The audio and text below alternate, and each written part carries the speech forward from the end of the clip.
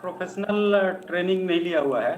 हम लोग केवल लॉकडाउन में आ जो रहे हैं ना। और फिजिकल थोड़ा डिस्टर्ब हो रहा था, तो अच्छा। सोचा कि हम संडे वीकेंड में स्टार्ट करेंगे। तो वीकेंड में हम लोग करते हैं, हर वीकेंड लास्ट 1 साल से कर रहे हैं। तो अपना भी फायदा होता है और फैमिली सबका फायदा होता है। Very nice. देखिए कुछ चीजों में मेरी मत है कि इसके लिए प्रोफेशनल डिग्री की जरूरत नहीं है, बात है ना। सही। जब हम किसी चीज के एक्सपर्टाइज हैं और पहले से चले आ रहे हैं, तो हाँ, सिर्फ अगर प्रोफेशनल डिग्री नहीं है तो इसका मतलब ये नहीं कि हमें वो आता नहीं है। बात सही है, और इंटेंशन। जब हम प्रोफेशनल डिग्री पे जाएंगे, यदि मैं देखूं पहले से, तो मैनेजमेंट का ले लीजिए। मैनेजमेंट जो आज देश में विदेश में जाके हर जगह कर रहे हैं, मेरे बेटे ने भी कर रखा है, डबलिन से एमबीए करके लौटा है, ठीक है, डिजिटल मार्केटिंग से करके लौटा है। लेकिन मैनेजमेंट जिसने शुरू किया, क्या वो कहीं पढ़ने गए थे? नहीं पढ़ने गए थे। जिसने आयुर्वेद को स्टार्ट किया, इतने बड़े विज्ञान को, जो ऋषि हैं, जो रिसर्चर हैं, वो क्या किसी कॉलेज में डिग्री लाने गए थे? नहीं गए थे। क्या कारपेंटर के लड़के को डिग्री चाहिए कि कैसे बनाएगा? नहीं जरूरत है उसको।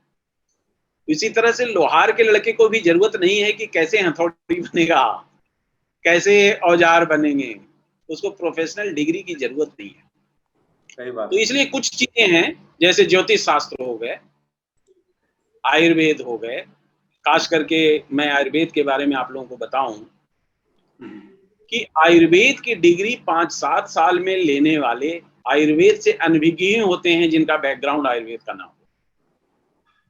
लाखों जड़ी बूटियां हैं, लाखों चीजें हैं, उसके बारे में समझना, उसकी बारीकी को समझना, वो 5-7 साल में संभव नहीं हो सकता। जी हाँ। उनको ये तो पता है कि फलाना फलाना दवा बना हुआ है, ये चीज है, उसको अगर लिख दें तो ये रोग ठीक होगा, इतनी तक की जानकारी है। लेकिन डॉक्टर साहब, डॉक्टर रवि जी को अच्छे से पता है कि जब तक पूरी जानकारी ना हो तब तक सर्जरी नहीं किया जा सकता, और ना पूरी जानकारी हो तो ओरिजिनल ट्रीटमेंट हो सकता है लोग, है ना। जी हाँ। जी बिल्कुल। हाँ। तो हम लोगों को एक बड़ा अच्छा रामधारी सिंह दिनकर जी ने लिखा था कि जाति न पूछो साधु की, पूछ लीजिए ज्ञान, और मोल करो तलवार की, पड़न रहन दो म्यान। इसलिए आप लोग योगा कराते हैं, योगा ट्रेनर हैं, आपको उसके बारे में जानकारी है। रामदेव बाबा भी योगा सबको कराते रहे। कहाँ योगा के लिए वो किसी कॉलेज से डिग्री लेने गए थे, लेकिन उन्होंने बड़ा क्रांतिकारी कदम उठाया, सब लोगों को प्रेरित किया योगा के लिए, और सब लोग करने लगे, जो सबके स्वास्थ्य के लिए बड़ा ही अच्छा सोचा।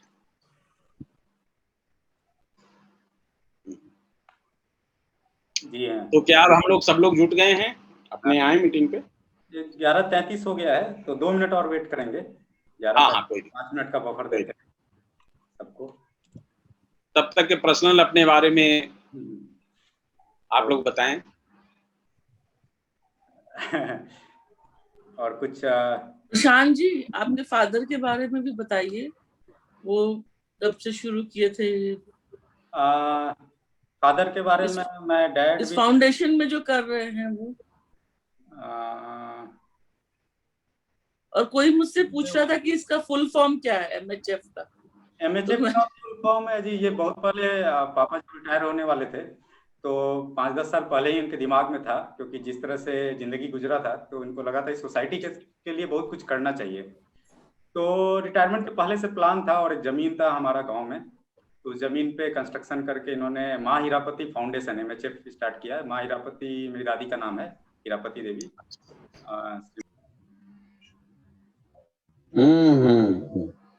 ठीक है। आवाज आ एक्चुअली जो क्वेश्चन आपने आप लोगों ने पूछा था कि कैसे शुरू किए, तो मेरी माँ का नाम था हीरापति देवी, तो उन्हीं के नाम से शुरू किए। मेरी जिंदगी में उनका बहुत ज्यादा योगदान रहा है, क्योंकि मेरे पिताजी बहुत पहले देहांत हो गए, तो उन्होंने बाद में बहुत सारे संघर्ष करके उस लायक बनाए कि कुछ कर पाए। तो 2016 में मुझे रिटायर करना था। मेरा प्लान 2008 में ही बन चुका था कि 2016 पोस्ट रिटायरमेंट मुझे करना क्या है। और प्लान यही था कि गरीबों के लिए क्या करना है।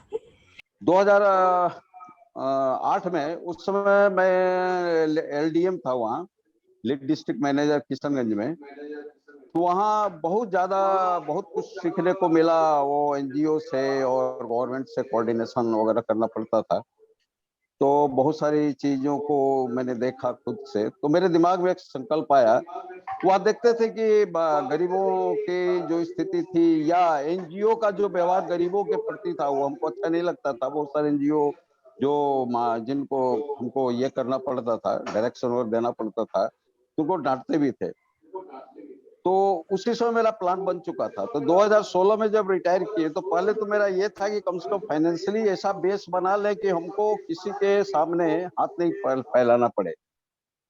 तो 2016 में रिटायरमेंट के बाद PF का पैसा, पेंशन, ये सब आने लगा। 2016 में हम बेतिया शिफ्ट किए। बेतिया में एक जमीन थी।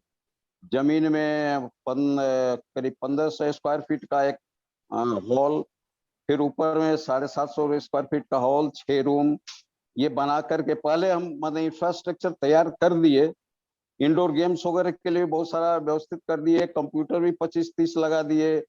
सिलाई मशीन भी 25-30 लगा दिए हॉल में। उसके बाद हमने ये चीज स्टार्ट कर दिया, और टेलर मास्टर को रखा। टेलर मास्टर को पैसा दे करके कंप्यूटर के टीचर को रखा। खुद भी अपना, चूंकि हम ट्रेनिंग सेंटर में, स्टेट बैंक के ट्रेनिंग सेंटर में 2.5 साल 3 साल हम एज ए ट्रेनर रह चुके थे। तो ये सब बहुत सारा नॉलेज, और LDM रहने के बाद बहुत सारे जगह पर ब्रांच मैनेजर या रीजनल मैनेजर, ये सब का काम करने का बहुत सारे मतलब आइडियाज हो गए। तो हमको कुछ मुश्किल नहीं हुआ। बेतिया में गए, इंफ्रास्ट्रक्चर तैयार किया, हमने स्टार्ट कर दिए, और बहुत अच्छी स्थिति में चल भी रहा था। लॉकडाउन में अभी बंद करना पड़ा। तो अभी उस वहां से निकल के बहुत सारे लोग तो अपना कारोबार भी शुरू कर दिए, जैसे सिलाई से रिलेटेड कारोबार भी शुरू कर दिए। बीच बीच में गरीबों को मशीन भी मैंने फ्री में बांटते भी गया। ये सब काम हम करते गए हैं। लेकिन इसी बीच लॉकडाउन हो गया, तो सोचे कि चलो लॉकडाउन में कुछ एक्चुअली योग जो है, योग मेरा 30-40 साल से अनुभव और उसका अभ्यास करते ही रहे हैं।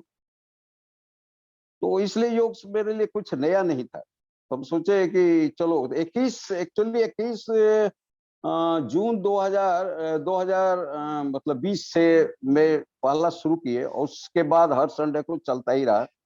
और इसमें प्रशांत जी भी काफी हेल्प रहा है, काफी टेक्नोलॉजी वगैरह या ऐसे भी, तो चलता रहा। दूसरी बात है कि जहाँ डिग्री और इसकी बात आपने ठीक ही कहा।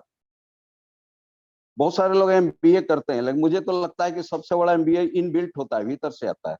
और भीतर जैसे हम लोग देखते हैं बिजनेसमैन को, मरवाड़ी लोगों को, सिख लोगों को, ये सब लोगों को देखते हैं, जैन लोगों को देखते हैं, तो इनबिल्ट MBA होते हैं। दूसरा से बहुत सारी चीजें जो भीतर से आती है। आप हम लोग जो काम भी करते हैं, जैसे किसी गरीबों के लिए काम किए, तो बहुत सारे लोग को हमने जोड़ा। लेकिन वो जो भीतर से जो जज्बा और दिल था, वो किसी में मुझे मिला नहीं। तो धीरे धीरे उनको हटाते गया। क्या कि यहाँ आने का मतलब आप दिल लेके आइए, दिमाग को रास्ते में छोड़ के आइए। बिल्कुल सही, बिल्कुल सही। तो ये बहुत लोग उसके बाद, तो हम किए, बहुत अच्छा लगा, क्योंकि बहुत लोग चिड़चिड़ा भी जाते थे। बहुत सारे लोग, जैसे एक बैच में 25-30 लड़कियां रहती थी, और आपस में झगड़ा भी करती थी, कुछ सामान भी गायब भी कर देती थी सिलाई मशीन का। तो मुझे कभी कोई इरिटेशन नहीं हुआ। गायब करती तो हमको बोलते भी थे कि चलो, एक बोला भी कि आपको CCTV लगा देना चाहिए। तो मैंने एक ही शब्द बोला कि जब हम लुटाने के लिए आए ही हैं, तो CCTV लगा क्या करें। तो हमने ये CCTV नहीं लगाया। समाज कल्याण की भावना जो मन में होती है ना, तो यही वो बोला कि ऐसा बहुत ही सारी चीजें इनबिल्ट होती है, भीतर से आती है, भीतर से अंदर से आएगी। और अंदर से जो आवाज आएगी और उसके अनुसार करेंगे, तो इतनी बड़ी संतुष्टि कहीं नहीं मिलती है। जी जी बिल्कुल। वही अभी तो कई लोग आते हैं तो हमको आश्चर्य लगता है कि कितने लोग जो अच्छे अच्छे लोग आते हैं और पैर छू के जब देखते हैं तो पैर छू के प्रणाम करते हैं। इवन प्रेस रिपोर्टर खुद ही आए और खुद ही रिपोर्ट भी लगे और पैर छू के प्रणाम किए। तो लगता है कि हाँ भाई काम सही कर रहे हैं। आपके अंदर यही है। धन्यवाद। समाज कल्याण की भावना जो है, जो स्नेह है लोगों के प्रति, उसको मैं सादर प्रणाम करता हूँ। और निश्चित सब लोग इसी तरह से आपका आदर और सम्मान करते रहेंगे, क्योंकि आप कार्य ही ऐसा कर रहे हैं। यही है। धन्यवाद श्री प्रदीप जी। तो ये सीईओ हैं और एमएचएफ के, तो कार्यक्रम को शुरू करते हैं।